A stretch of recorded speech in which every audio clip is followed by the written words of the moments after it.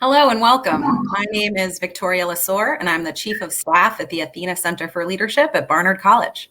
On behalf of Barnard College and Women in Hollywood, it is my honor to welcome you to the 11th Annual Athena Film Festival. This festival is dedicated to celebrating the stories of bold, courageous women leaders and the filmmakers who bring these stories to life. Thank you for joining us. This year's festival would not be possible without the support of our dedicated sponsors. Please join me in thanking Athena's founding sponsor, the Artemis Rising Foundation, and its CEO and founder, Regina K. Scully, whose visionary leadership makes our work possible. A special thank you as well to our premier level sponsor, the Alfred P. Sloan Foundation, which shares our commitment to showcasing stories of women in science. To all of our sponsors, whose names you will see before each film and event, thank you for your commitment to challenging our culture to be more inclusive and to inspiring audiences in the process. It is my honor to introduce this panel on women's leadership in the COVID era, which is rolling out as part of our International Women's Day programming. Please join me in welcoming Umbreen Bhatti, the Constance Hess Williams Director of Barnard's Athena Center, who will be moderating this conversation and will introduce our panelists. Thank you, Victoria. Hello, everyone. So the COVID-19 pandemic, something I'm thinking about every single day, as probably you are too. It's not just a public health crisis. It's a social and economic crisis as well.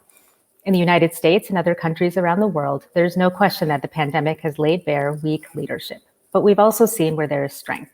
So I am thrilled to have this time to speak with three women who are leading in different ways through this moment. With me today, we have Dr. Helene Gayle, President and CEO of the Chicago Community Trust. For almost a decade, Helene was President and CEO of CARE, a leading international humanitarian organization. An expert on global development, humanitarian, and health issues, Dr. Gayle spent 20 years with the Centers for Disease Control and recently has been helping to lead the study the federal government is using to guide states on how to distribute the vaccines. Probably something on your mind all the time, too. I'd also like to welcome Leticia James, Attorney General for New York State. She's the first woman of color to hold statewide office in New York and the first woman to be elected Attorney General. With decades of work, she's an experienced attorney and public servant and has served as New York's public advocate as well as serving on the City Council. Our third guest, Kavitha Ramdas, is the director of the Women's Rights Program for the Open Society Foundations. Kavitha is a globally recognized advocate for gender equity and justice and previously served as president and CEO of the Global Fund for Women and is the strategic advisor to the Ford Foundation and Madre. Thank you all for being with me. So, Helene, we know that the effects of the COVID-19 pandemic have disproportionately impacted women, people of color, people with disabilities, and other marginalized communities. And yet women have been on the front lines of the fight, serving as healthcare workers, as care providers. The World Health Organization estimates that 70% of all paid healthcare jobs around the world are held by women. I want to emphasize that, by the way, because when I first read that, I was sort of amazed, 70%. Can you share how all of that may or may not have impacted your thought process around vaccine distribution? Knowing the disproportionate impacts on certain populations, how do you decide who comes first and who comes next? Yeah, great. Thank you so much. It's wonderful to be with everybody and wonderful to be with my dear friend Kavitha Ramdas as well and share this panel. I will just say one other way in which women have had an impact on this COVID pandemic is that the women heads of state have done the best job of controlling the pandemic globally, and we maybe can come back to that. But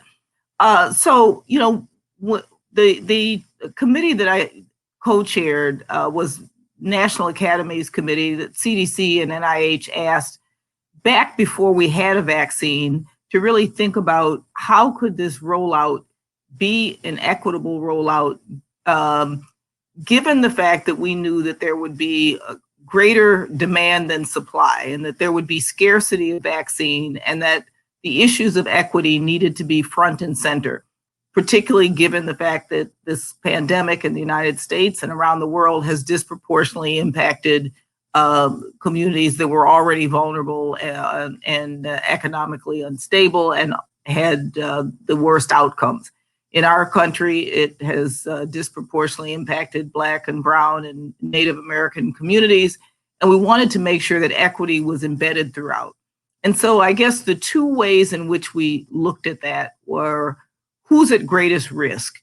Because if you look at who's been most impacted, it's also the populations that are at greatest risk for acquiring or transmitting the disease, of having negative health outcomes, and also negative societal outcomes. And so that's our risk framework put all of those things into consideration.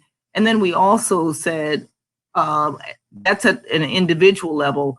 At a population and a community level, who are the communities who had faced the greatest and disproportionate burden?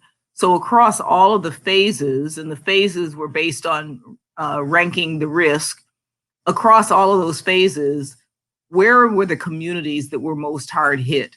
We used what CDC developed as a social vulnerability index, which really looks at the kind of factors, employment, income, race, ethnicity, household composition, all the things that put people at greatest risk, and said those were the geographic areas where vaccine distribution should be prioritized. So from the very beginning, we looked at both individual risk as well as community risk as we looked at how to develop the framework for an equitable allocation. And we know that that has worked better and worse depending on the location, but at least as a foundation, equity was embedded throughout the recommendations.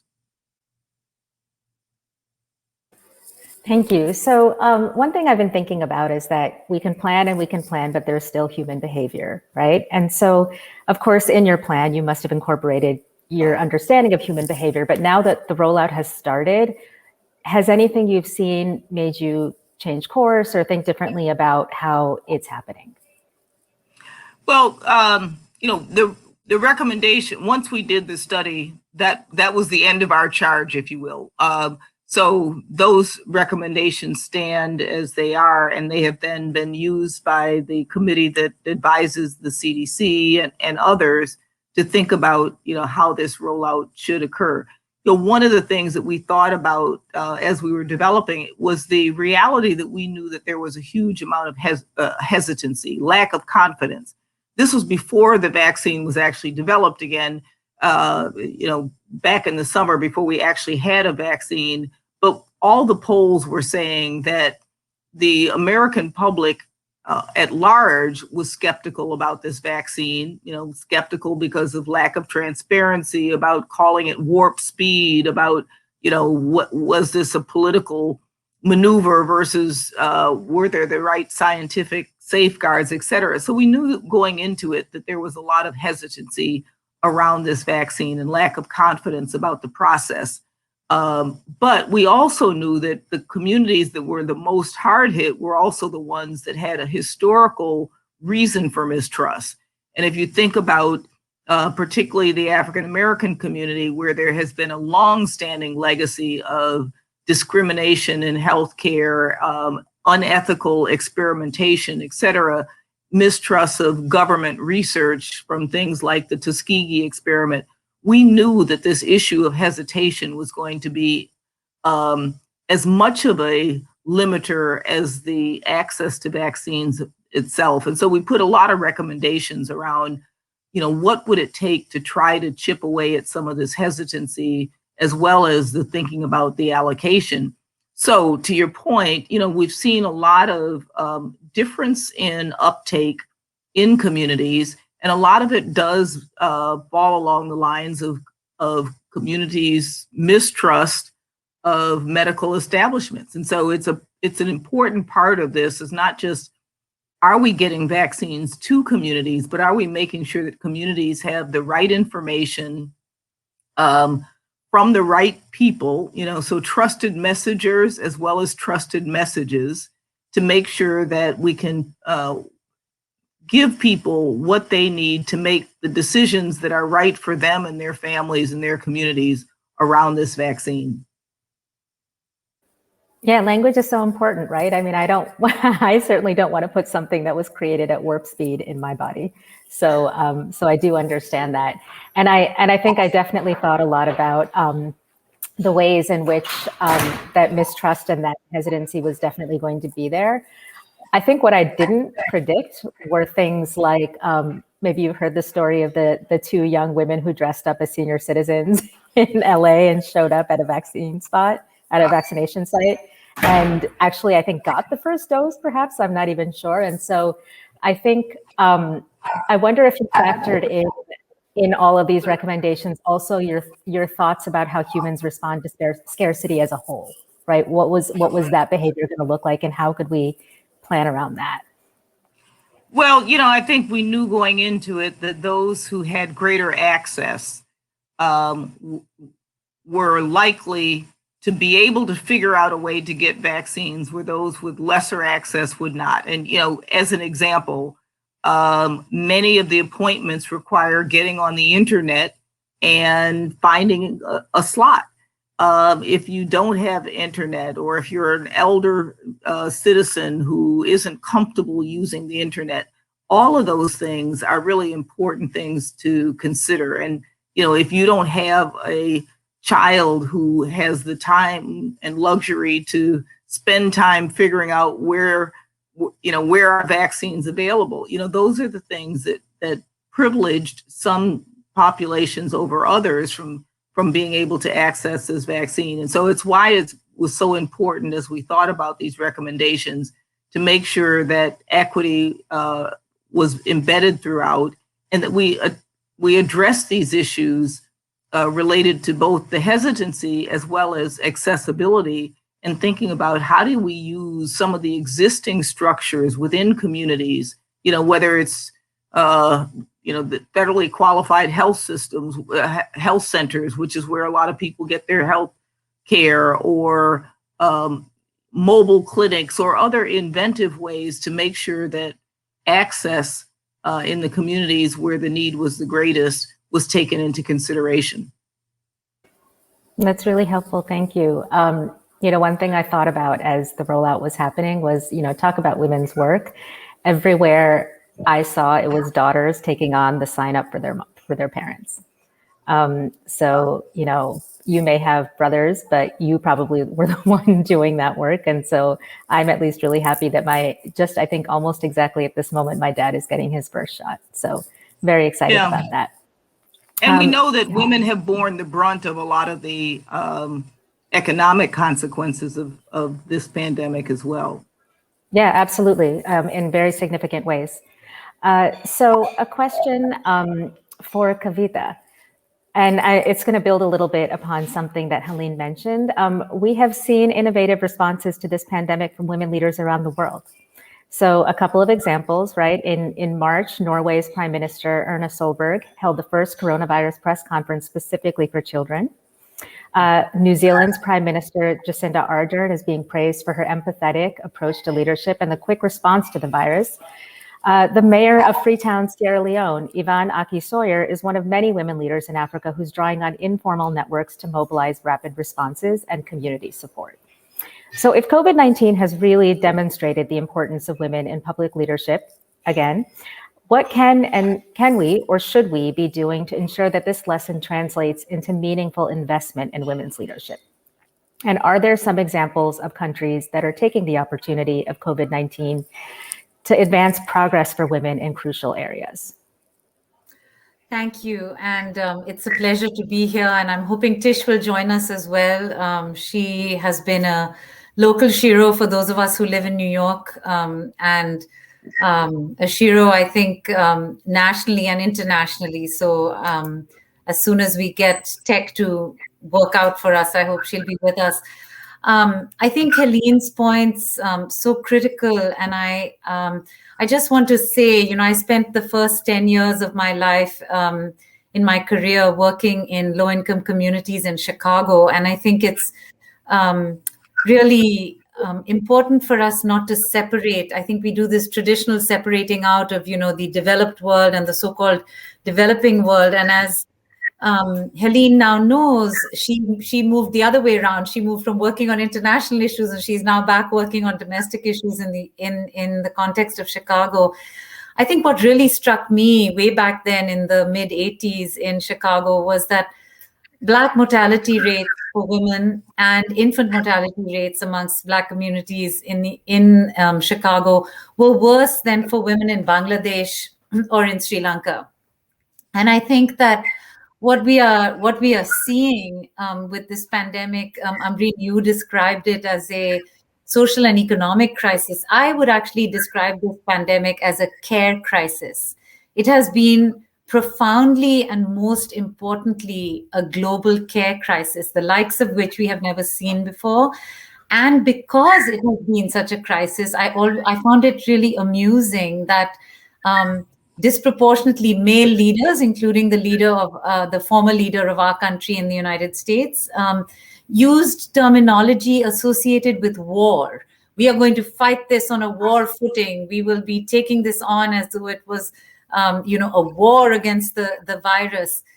And actually, what was really interesting about that is if it had been a war, the entire globe, and especially the United States, that has a military budget that is double that of the next 20 countries combined, would have been fine. We had lots of nuclear weapons, we have lots of submarines, we have lots of planes and guns and all kinds of weapons of mass destruction.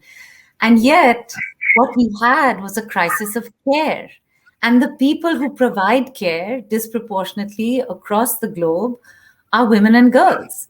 And they don't just provide care for their families, for their communities, but they also are the people who provide care for the planet.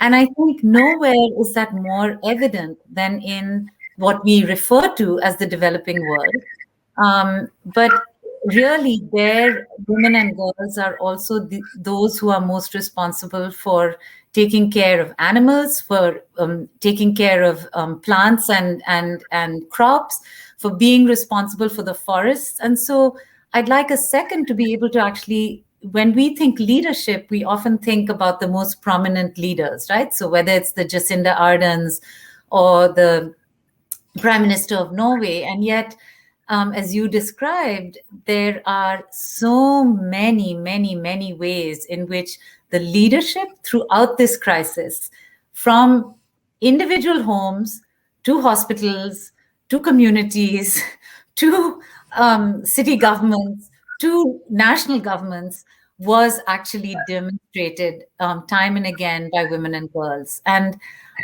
if we agreed on anything, I think the other piece that this pandemic sort of stripped bare is that this quality of caring, this work of care, because it is work, which had been invisibilized, and macroeconomics had just kind of pretended like, everything else happened, just, that was the important economic work. And this stuff that women did at home, or, it was like, yeah, they cooked and they made food and they looked after kids, but really, that wasn't really part of the GDP. And I feel that the gift, in a way, that we've been given through this pandemic has been the unveiling of care work for the work that upon which essentially all other work depends. And I would say that for me, the spaces where I've seen leadership have been really in very disparate and different places indeed. At the Women's Rights Program at OSF, we do a lot of work supporting women economists. And I think one of the really fascinating areas of leadership has been feminist economics stepping up and talking about the fact that there is a different way to measure GDP.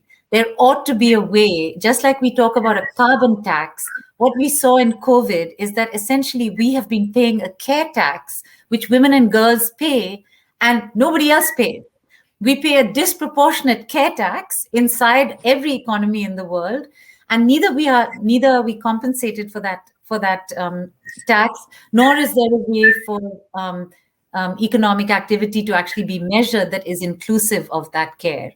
I think we saw that also in the context, as Gail pointed out a few moments ago, when we talk about the economic price that women paid in terms of having to step out of what is considered economic activity, aka the formal non-care sector, which is outside the home, outside the private spaces. We have experienced that as women stepping back from economic activity, when in fact, the work that they have been called to do is the work without which no other economic activity could continue with. So I think one of the things I feel that we have an opportunity to do here in terms of leadership is to fundamentally challenge framings of pre-pandemic assumptions. How do we measure economic activity? How do we measure GDP? How do we measure a productive economy? And what measures should we be taking into account? And in those spaces, feminist economists have been leading, but also small places. As Eleanor Roosevelt once said of human rights, small places very close to home.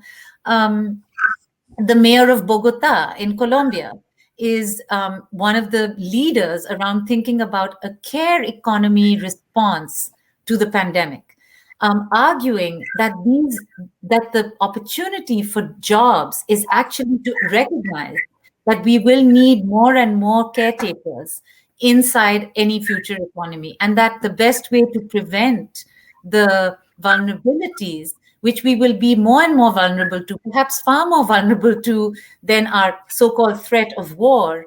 The big security crisis that we faced was because of a tiny virus, so small that none of our eyes could even see it, right? So I think that there we are seeing in countries like Argentina, which have, for the first time in the history of any country, created in the Ministry of Finance a position for the economy and gender. And I think those are the kinds of examples of leadership, Amreen, that for me, as a feminist who's worked both locally inside the United States and globally, that are really heartwarming, because yes, there have been impressive national leaders like Jacinda Ardern, like the Prime Minister of Finland, like many others. But I think what has been even more heartening has been the kind of grassroots level leadership. Unions are another place, the International Domestic Workers Federation, a federation of domestic workers in many, many countries across the globe. These are women who, again, middle-class women in the United States for the first time began to realize when their housekeepers stopped coming, when their nannies stopped coming, when their maids stopped coming, how much our so-called freedom to work in the labor force depends on the women who make that caring work possible, because we are no longer doing that work. And I think for me, if we can take that forward, then, as Arundhati Roy said, we will really have walked through the pandemic using it as a portal to something different, rather than using our same old methods. Hi, Leticia. James, we are so happy to have you. Hi, hello, and I apologize. Technological problems. That's okay. We know you have a lot going on. So I just want to quickly follow up on something Kavitha said. So Kavitha, I want to say that like you're singing the song of my heart as a mom who is working from home with 2 children, remote schooling at the dining table next to me, with parents who are far away, as I worry about them every day. I mean, it's really exciting to think about this as a care crisis, and for that to be what we want to see on the other side of this portal, because that Arundhati Roy, the pandemic as a portal phrase really resonates with me as well. And I very much hope that we see all of the crises that the pandemic has laid bare, because it's not just one. So Tish, it is so wonderful to have you. And I have so many questions for you, but the first one I'm going to jump in with is this. Madeleine Albright once said that having women in leadership roles is essential because women pursue projects men don't, and put an end to abuses that others ignore. So in thinking about all you've done to bring former President Trump to justice for his abuses of power, including shutting down his foundation and filing more than 70 lawsuits against his administration, this quote certainly rings true for me. Does it for you? Well, listen, the last 2 years has been trying. But as Kavitha mentioned, this pandemic has laid bare some fault lines, racial fault lines, gender fault lines, economic fault lines, political fault lines. And my approach, obviously, the rule of law is that no one is above the law. And for me, it's regardless of your station and or position in life, and that the law should be used as a tool to protect vulnerable and marginalized populations. And so I'm more of a gatherer as opposed to a conqueror. And I believe that there should be more voices and more people at the table, and that you should expand the table, and that it that it adds to the innovation and creativity and the ingenuity and the exceptionalism of this country. And so we've had to fight back against the former administration because he appeals to the worst of us. And he unfortunately appeals to white supremacists, individuals who basically want to divide us and who do not appreciate the beauty of diversity and all that it adds to our country and to the globe. And more women that I speak to, we believe in inclusivity as opposed to exclusivity. And we believe that we should all be working together to form a more perfect union, particularly at a time when you see more and more children suffer from poverty, more and more children who are homeless, more and more children who are suffering from lead paint and don't have clean air and clean water, and even now clean energy. They don't have energy at all. And all of this is intentional.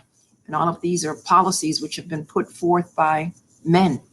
And so it's important that we understand the power of women and their leadership style, which is somewhat different, and not somewhat, a lot different. And if we are to move forward and again to provide a more, as I said, a more perfect union and heal the rift, heal the breach in this nation, we need to elect more women. But we've got to, again, focus on laws that unfortunately hinder that path, that moral arc towards justice. And that is got to pass the John Lewis's Voting Rights Act. We've got to focus on criminal justice. We have to focus on the environment, reproductive rights, housing discrimination, civil rights in general, and the list goes on and on and on. And one of the first things that we did is we provided a list, I and other progressive attorney generals across this nation, to the Biden administration to reverse all of those regressive policies of the previous administration. But there's still a lot of work for us to do because they have appointed a significant number of conservative judges who view the world differently than I. But we've got to stand together, arm in arm, shoulder to shoulder, with no space between us, demanding a world which reflects the beauty of all of the individuals who are on this call today. Thank you so much for that. Ambreen, could I add something to what Tish just said? I think the reason for us to understand the connections between the power over our own bodies and our ability to have power in the body politic. This is a very important point for us. I think there has been a way in which reproductive and sexual rights or reproductive justice issues have been kind of put into this category of, oh, that only affects women, as though failing to understand that it is the ability to have control over the decisions over our own body. I believe it was Kamala Harris who asked in one of the hearings at the Kavanaugh hearing, are you aware of any laws that are specific to controlling a man's body? And I think that it's profoundly important for us to realize that the site at which authoritarianism begins is actually on the body itself. So the ability to control our own bodies is the space at which our silencing begins. And so this connection that Tish is making between standing and running for office, having our voices heard, being present in the decision-making process, that is why the issues around questions of making decisions for ourselves over our own bodies is so vital. It isn't just what has been considered to be, oh, that's sort of, that thing, that women's issues over there. It's a critical citizenship issue. And the core of all of this, the thread that runs through all of these issues is justice. And the issue of control is so critically important. Control, reproductive rights, it's really control over women's bodies. The issue of criminal justice is control over Black and brown people. It's really about control, controlling, passing voter suppression laws. It's about controlling those individuals who have access to the ballot, limiting language access. It's about controlling immigrants. Census, it's about controlling the growth of immigrants in this country. It's really all about control. And as a woman, and given the fact that I'm surrounded by like-minded women, we don't think about control. We think about expanding the table and making sure that all voices are heard, and it contributes to our democracy. And that's what I have been fighting for, and that's what I will that I will continue to fight for, so that all voices are heard, so that we can expand the table. And if they don't invite you to the table, in the words of my Shiro, Shirley Chisholm, then bring your own damn table and create your own damn table and bring your own folding chair. Thank you so much, Tish. So I'm going to say this because I have the pleasure of being with the three of you in this conversation. What is the conversation about women's leadership that you want to have?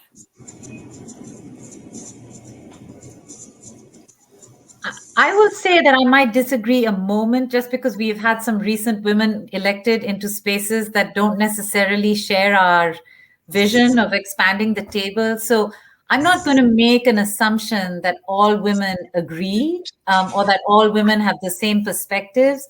And I think, unfortunately, that you talked earlier about the notion of scarcity. I think Helene was talking about that as well, Ambreen. But I think in a world where white supremacy, or in the case of India, Hindu supremacy, or, you could, whatever part of the world, we're really good as human beings as creating ladders of, who's the best. But if in that context, all of those societies share one thing in common, which is patriarchy, and as a white woman in the United States, that you have more power as a white person than you do as a woman. So there is a good reason for why you would actually associate yourself with a white supremacist mandate if you fear that you actually won't have power any other way. And I think the moment that we find ourselves in as a nation, but also as a world, is, are we willing to see our diversity? As Audre Lorde said, it's not about our differences, it's about celebrating those differences, right? So, but as long as you're afraid of difference, you are going to see difference as a weakness. And so for me, I think rather than pretending that all of us as women share a shared agenda, it is to acknowledge, and that was what I was talking about, right? All of a sudden, upper middle class women, when their nannies weren't coming to work anymore, were like, oh, yeah, I guess she does really do amazing, important work. Oh, maybe we should be paying illegal immigrants who are doing this work for pennies a decent wage. Maybe we should be really thinking differently about immigration when we realize that a day without a home healthcare worker or a nanny or a maid or somebody else doesn't make it possible for us to continue. So I think I would say issues of class and race and other forms of power have to also be addressed for us to genuinely lead in a space of gender equality. And I would add that for me, feminists can come in any gender. I don't really think feminism has anything to do with what's between your legs. It is all about what's between your ears. That's right. And all of these issues right now, Congress is debating whether or not they should include in the stimulus package an increase in minimum wage, which has not been increased in this country for some time. And I think we need to have an honest discussion about the intersection of gender and race and the role that it's played in the status of women and people of color in this country. And so equal pay for equal work is a real issue. And it's not just a woman's issue, it's an economic issue. I don't approach this from a woman's issue. I approach this from an economic issue. If you want to lift up all boats, and particularly the boats of women and children and families in general. And so we need to have a conversation in this country about the benefits of increasing the minimum wage and how that will contribute to our economy, contribute to small business, contribute to families, relieve individuals from relying upon public assistance, and the list goes on and on and on. And then again, maintaining this hold on communities of color in addition to women. Again, holds us back as a nation, holds back our economy when a significant number of the population are not in a position to enjoy the riches of our country. So we need to have an open and honest discussion with all individuals, because these are women's issues. These are economic issues at its core. And again, the thread of justice runs through all of it. Yeah, and I guess I would just add, I think this is in large part an issue of balance. We're out of balance because we have lived in a world for centuries that is dominated by men and by somebody, the control versus inclusion and all of the things that are part of a patriarchy and a male dominated society. And this is not, we shouldn't have men at the table. This is about the fact that we are out of balance because we are not getting full potential of what women bring to the table. And until we recognize that, and until we accept that, until we recognize that the benefits, as everybody has said, the benefits of having at the table, we are going to continue to be a society and a world out of balance. We are going to continue to have the kind of catastrophic issues that we're all, whether it's the pandemic, whether it's climate change, whether it's economic inequity, until that women are at the table. And I agree, Kavitha, all women are not thinking the same thing. But if we had more women at the table, we would have more of that perspective recognized. And as more women are there will be more women comfortable with bringing what they have to the table.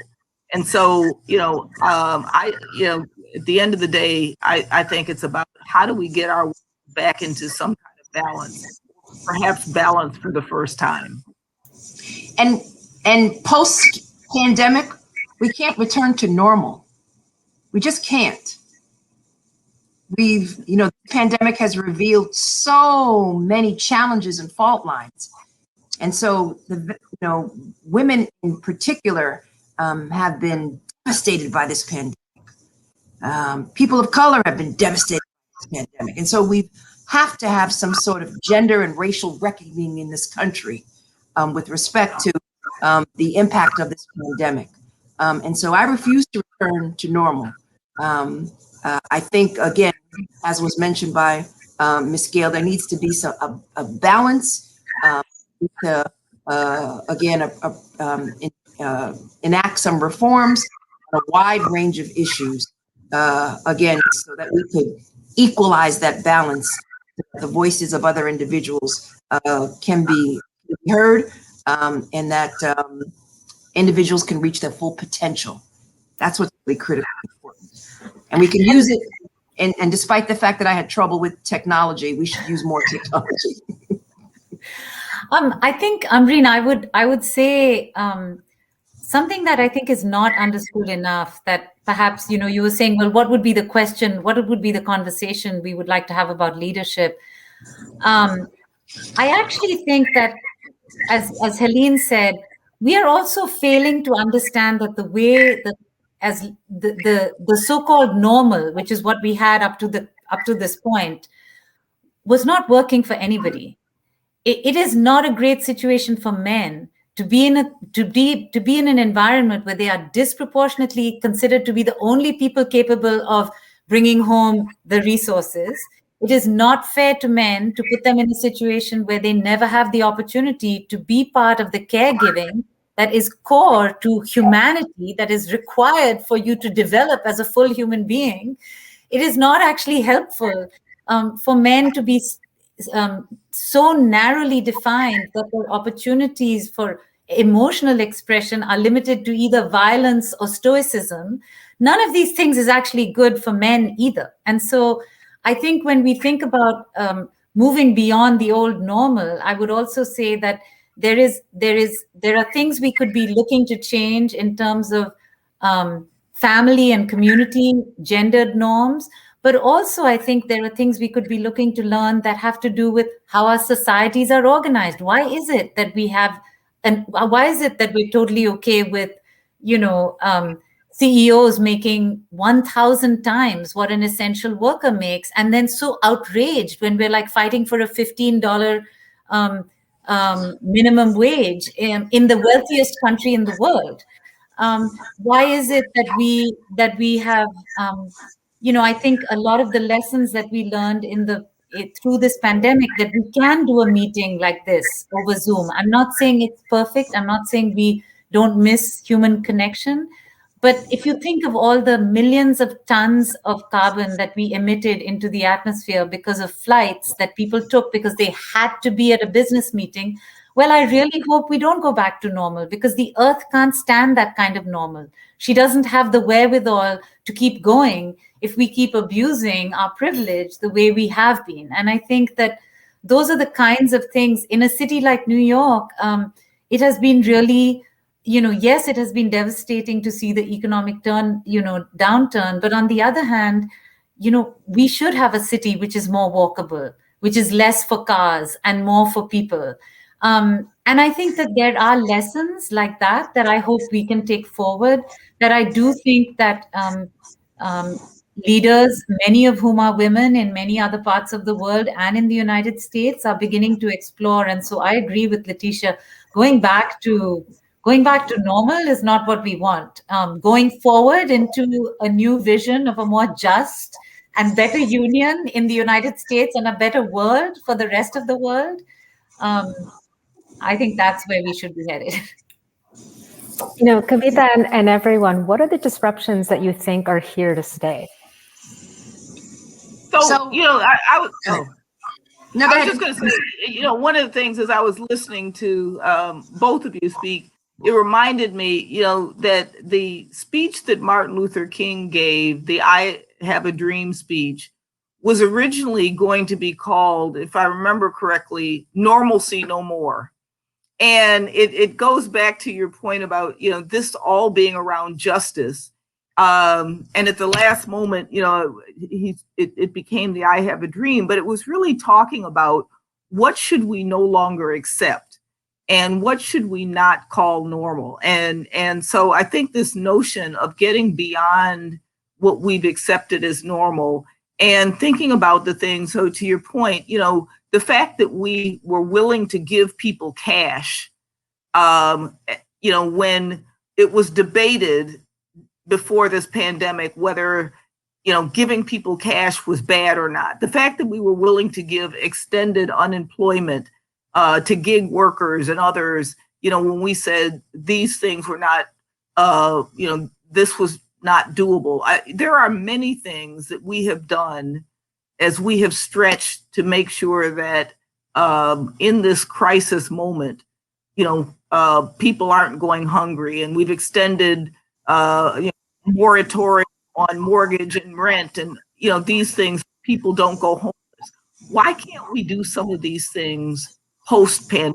Why can't we think about what does it mean to make sure that everybody has a guaranteed income, everybody has the wherewithal to be able to feed their families and stay in their homes, and all these other things, lend businesses with more flexible terms. I mean, there are many things that we have done that we could call this an experiment, then figure out how do we make these things long-term and lasting. This is an opportunity to think innovatively and look at the things that we've done in a crisis that we should have been doing all along. So often you hear, I hear from some of my girlfriends, just women in general, about how you can't have it all, how it's a difficult time balancing work and home and family life. Well, we can have it all. We should adopt more remote working and balancing the family life. It has worked for a number of individuals, and I think obviously is something that we should consider. But moving on, in the aftermath of George Floyd, when thousands, if not millions, of young people took to the streets, and even some old people like myself, who took to the streets and marched and raised their voice and petitioned their government for a criminal justice system that was fair, recognizing that Black Lives Matter and that we should do more and we need to rein in police abuses. That was a disruption, not a distraction, a disruption. And so we need to disrupt a criminal justice system which is broken. And as all of you know, most recently, my heart is heavy because in Rochester, New York, I was unable, a grand jury unfortunately rejected charges that we had submitted. There was an individual by the name of Daniel Prude who was in the throes of mental illness, and his family and he cried out for mental health professionals and not for law enforcement. And the service that he received, the treatment that he received was devoid of any compassion and humanity. And so we've got to have, we need to make sure that we pass laws in this country on use of force, a use of force standard, on body worn cameras, on decertification, on militarization of our police, on mental health professionals, and on training, unconscious bias, and de-escalation, and certification of police officers so that when they engage in wrongdoing, that they are held accountable. We need to have a discussion because the names, the body bags of Black and brown people is just unacceptable. And now to add to the long list, the pantheon of individuals who have died at the hands of police. Now you've got to add Daniel Prude. And, in Rochester, they also, they pepper sprayed a 9-year-old child. 9-year-old children should not be pepper sprayed, period. End of discussion. Full stop. Yeah. But they are not trained, untrained, and ill-equipped to deal with these types of interventions. And then we've got to talk about the over-policing in communities of color. Yeah.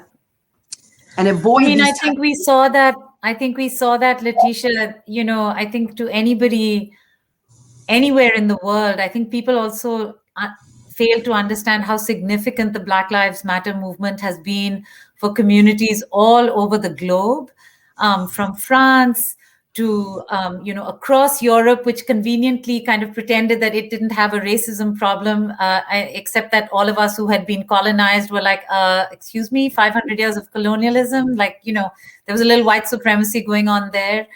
But all over in India, the Black Lives Matter movement inspired the movement around Muslim Lives Matter, inspired the movement around Dalit Lives Matter. There has been such a sense of collective commitment and mobilization that I think it's important to remember that what happens in one country at a particular moment of time can have a profound and energizing impact. Just like Martin Luther King was inspired by Gandhi's struggle, so too at this moment, struggles for equality and justice all over the world have been inspired by the Black Lives Matter movements. And in that movement also, I would say the leadership of Black women has been particularly extraordinary. And I think we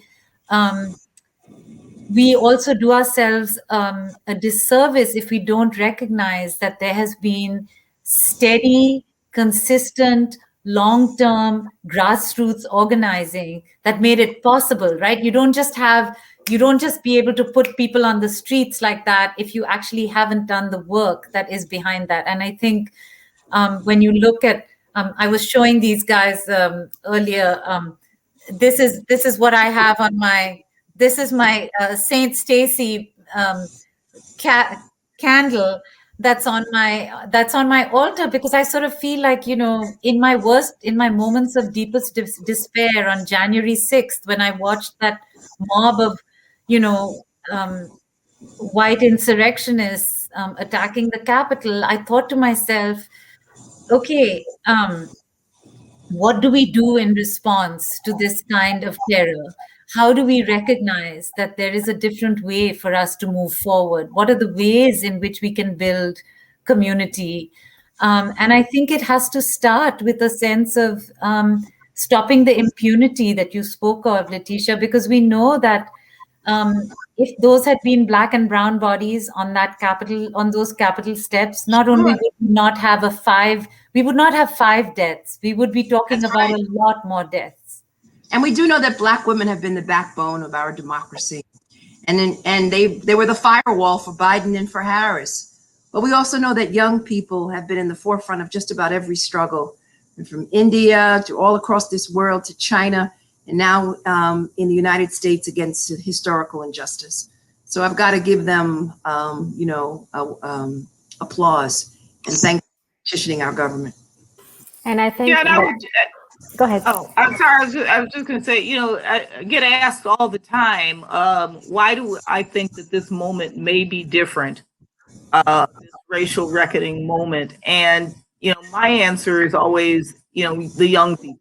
When I look at across this world, the young people who took to the streets, absolutely insisting on a different society, that gives me hope. And I do believe that they are going to change the world, because they're not going to accept the same sort of gender norms and standards, racial inequity, all of the things that we've been talking about. They see a different world. That's right. And it is their world. And so, it is what continues to give me hope. Kavitha and Tish, what gives you hope?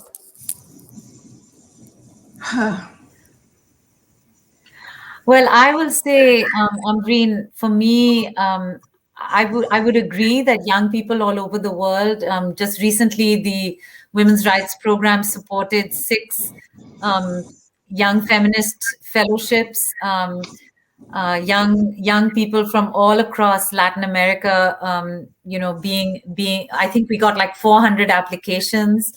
I think there has been an extraordinary level of mobilization. And as Helene says, it is cross-national, it is transnational. And I think while we hear a lot about the negative impacts of internet, I do think that it has been a democratizing force in many ways. I think people are not willing to put up with the notions around exclusivity. In India, there was an attempt to pass a law called the Love Jihad law that prevented Muslims and Hindus from marrying each other in the world's largest democracy.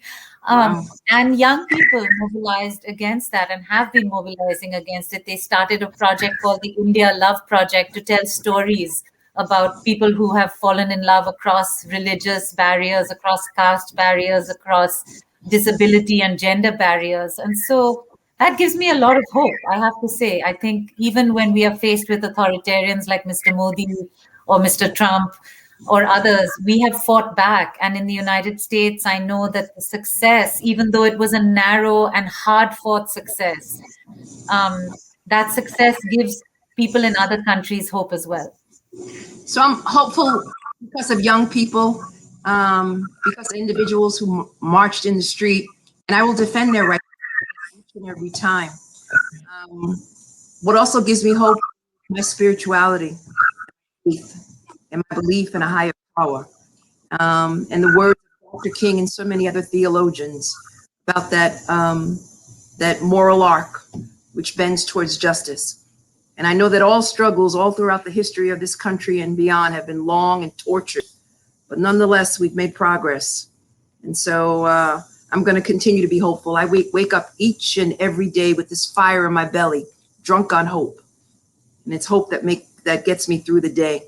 And it's hope that will carry me on. And I would also, just to add, women also give me hope. And I do believe that as we see more and more women coming into their power, leading in all different sorts of ways, that, again, to the point about balance in our world and our society, that also gives me incredible hope. And as I look at this block of pictures here, this is what gives me hope. But we have to be always reminded that we're all connected. There's threads of humanity which run through all of us. If we remind ourselves of that, then we're going to be all right. We're going to make it through. We're going to be together. I welcome all of you back to Barnard's campus at any point, because it is the greatest gift to just walk around young people who have imaginations that I couldn't even imagine for myself, and are working towards a world that they feel very sure is theirs. And I absolutely love it. And Helene, I want to say one last thing, which is that I am fascinated by this description of balance, because I think I've been in so many conversations over the last, many months about this idea of not returning to normal. I feel that there's like a general consensus around, the people that I spend time with, that we do not want what that was.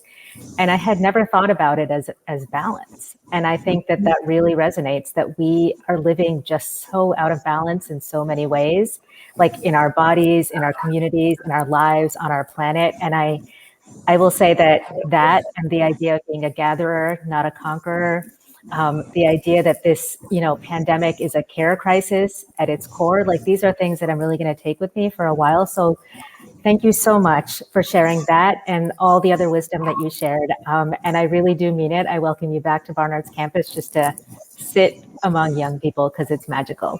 So thank you. I thank Barnard for making me who I am, my younger self, as a proud Barnard alum. Thank you. Yeah, no, proud Barnard alum too, absolutely. And I'm not a Barnard alum, but I'm certainly a women's college alum, and I know that Mount Holyoke helped make me who I am. So I appreciate that, and I know that I think we derive strength from each other. So thanks for the invitation, Maureen. And Tish, I hope we derive strength from you just being in our city every day. And I draw strength from all of you. And I teach at your neighbor college at Columbia. And again, those kids keep me young and youthful. That's right. Them every day. They absolutely do. And Tish and Kavitha have been great friends to Athena in the past. So I am so grateful for having the conversation about women's leadership that I wanted to have with all of you. So thank you so much, and have a wonderful night. Bye, everybody. Bye, everyone. Bye.